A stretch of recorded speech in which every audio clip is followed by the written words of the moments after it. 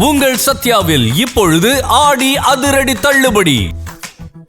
உங்களுக்கு எதிராக சாட்சி சொல்ல முதல்ல மகேஷும் மித்ரா வந்தா வருவாங்க. நீங்க தப்பிக்கவே முடியாது. சார் போதும் சார் போதும். நான் என்னமோ ரகுவை கொலை பண்ணிட்டு உங்ககிட்ட உதவி கேட்கற மாதிரியே பேசிக்கிட்டு இருக்கீங்க. நான் எதுவும் பண்ணல சார். ஏதோ பழகின பாவத்துக்காக அவனை கொஞ்ச நாள் கூட கூட்டிக்கிட்டு சுத்துறது உண்மைதான், இல்லன்னு சொல்லல. சரி, கடைசியா ரகுவை கூட்டிட்டு எங்க சுத்துனீங்க? வேற எங்க சார், ஏற்காட்டுல தான். என்னது ஏற்காட்டு? ஐயோ இல்ல ஏற்காடு இல்ல சார், ஆற்காடு. ஆற்காடு ரோட்ல, நம்ம ஆற்காடு ரோட்ல தான் சார். சார் என் நாக்கு கூட எனக்கு துரோகம் பண்ணுது சார். நான் என்ன சார் பண்ண முடியும்? தெரியாம உளறி தொலைச்சிட்டேன் சார். சார் என்கிட்ட உளர்னா மாதிரி போலீஸ்கிட்ட உளர்னா உங்க நிலைமை என்னன்னு தெரியுமா? சார் சார் என்ன இந்த ரகு கொலை விஷயத்துல மாட்டி விட பாக்குறாங்களேன்ற டென்ஷன்ல ரகு ஏற்காட்டுல போய் செத்துட்டானேன்னு நினைச்சு பதட்டத்துல அதையே உளறி தொலைச்சிட்டேன் சார். மத்தபடி எனக்கு ஒண்ணுமே தெரியாது சார். என்ன நம்புங்க சார். சார் என்ன எப்படியாவது காப்பாத்துங்க சார், ப்ளீஸ் சார்.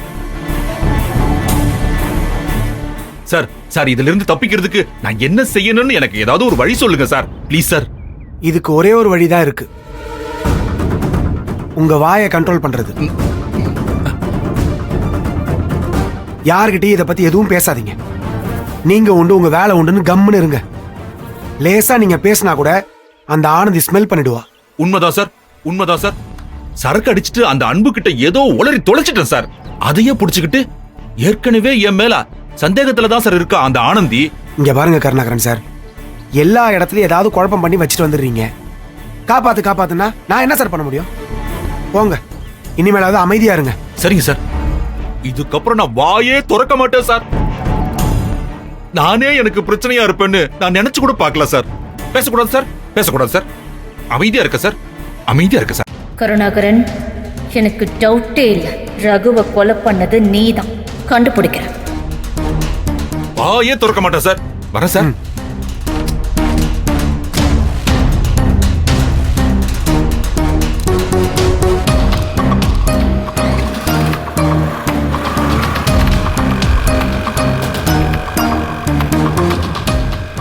இந்த கருணாகரனுக்கும் ரகு மாடருக்கும் மித்ராக்கும் ஏதோ சம்பந்தம் இருக்கு.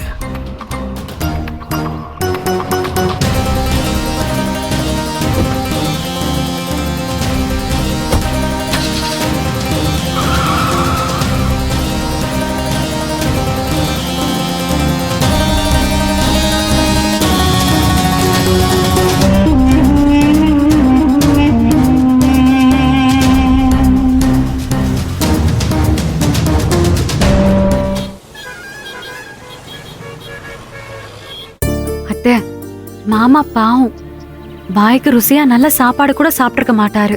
நல்ல வேலைத்தே, மாமாக்காக நீங்க சமைச்சு கொண்டு வந்திருக்கீங்க. எனக்கும் என் புள்ளைக்கும் தான் ஆகவே விடாம ஆக்கிட்டாளே. என் கையால என் புள்ள சாப்பிட்டு எத்தனை நாள் ஆச்சு.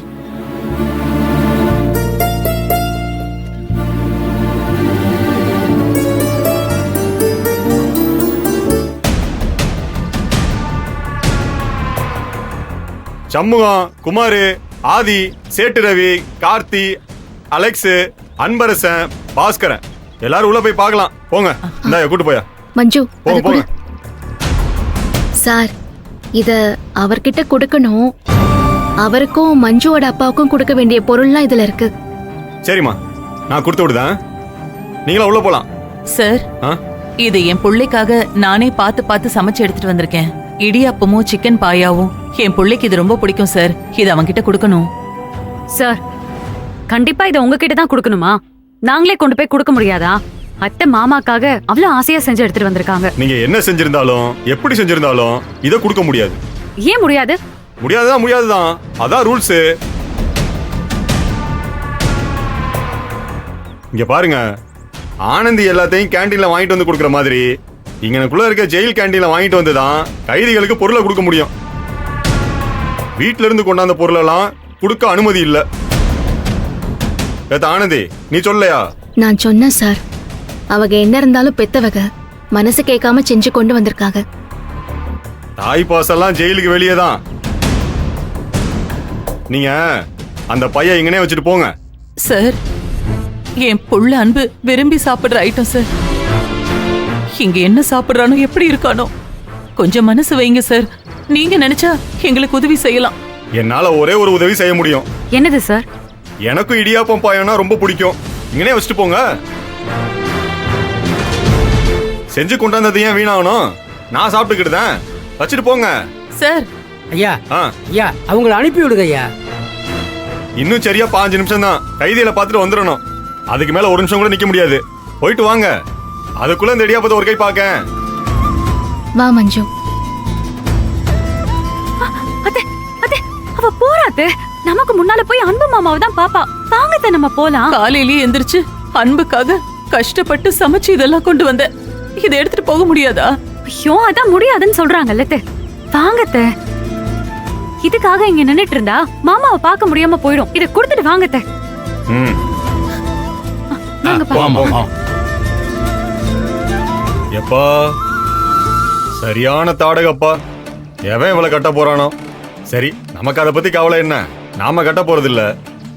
இடியாப்பம் பாயா காத்துக்கிட்டு இருக்கு. அத ஒரு கை பாத்துருவோம்.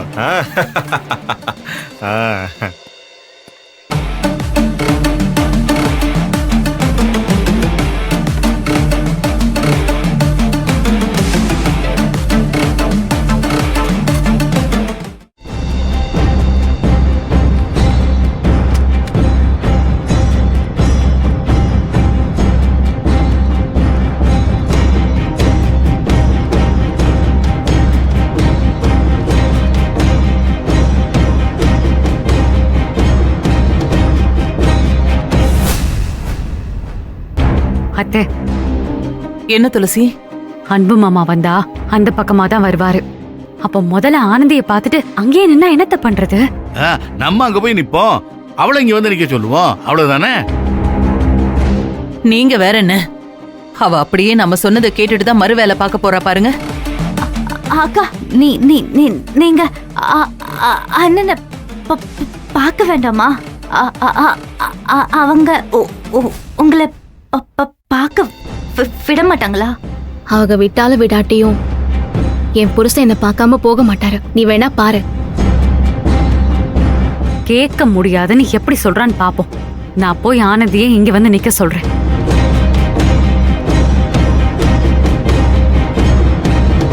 போதும் ஆனந்தி, காத்துல கோட்டை கட்டி கனவுல மிதக்காத. இன்னும் கொஞ்ச நேரத்துல தெரியும் காத்துல கோட்டை கட்டி காத்திருக்கிறது யாருன்னு. என்ன சொல்றா அவ? நீ இந்த மாதிரி திட்டம் போடுவேன்னு தெரிஞ்சுதான் நான் வந்திருக்கேன். போ, நீ போய் அங்க நில்லு. நானும் அத்தையும் அப்பாவும் இங்க நிக்க போறோம். நீங்க நிக்கணும்னா நில்லு. யார் வேணான்னு சொன்னது? அதுக்கு நான் ஏன் அங்க போய் நிக்கணும்? நானும் இங்கதான் நிப்பேன். இங்க நின்னா மாமா வரும்போது முதல் ஆளா மாமா கண்ணுல தெரியலாம். அப்புறம் அன்பு மாமா எங்க கிட்ட பேச மாட்டாரு. அதானே உன் பிளானு? துளசி, உன்னைய பார்த்தா பாவமா இருக்கு. இருந்தாலும் சொல்லிதே ஆகணும். வேற வழி இல்ல. என்னைய பார்க்கவே இல்லைனாலும் உன் மாமா உன்னைய திரும்பி கூட பார்க்க மாட்டாரு. இத மட்டும் நீ புரிஞ்சுக்கிட்டா போதும், எல்லாமே சரியாயிடும்.